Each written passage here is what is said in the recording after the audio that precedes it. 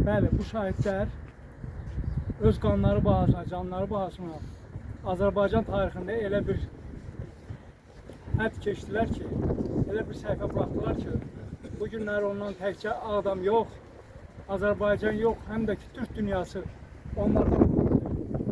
Bəli, doğrudan da onlar 20-ci ildə elə bir tarix yazdılar ki, bütün dünya bu Azərbaycan əskərlərindən, Ali Baş Komandanından danışırlar.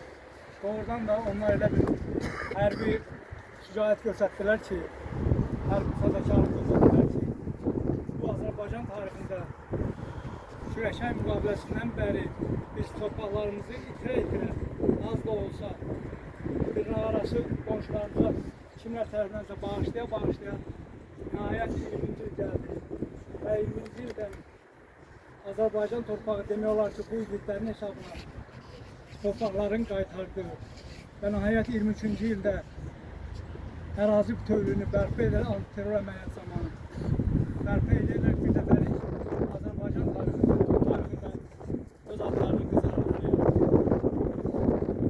Mən Ağdam rayon icra hakimiyyətinin başçısı Vaqif Həsənovun həm baş sağlığını, həm çağırmanı çatdırıram Vüsal Muradovun ailələrinə, başçılarına, atasına, anasına. Qoy onlar rahat olsunlar ki, 2020-ci ilə qədər bunun dostları, qohumları da 5 olar ki, mən bu tədbirdə iştirak edirəm. Hər dəfə də bundan çox insanlar bu tədbirdə iştirak edir. Şəhidlərimiz yada salırlar. Onların göstərdiyi igidliklərdən danışırlar.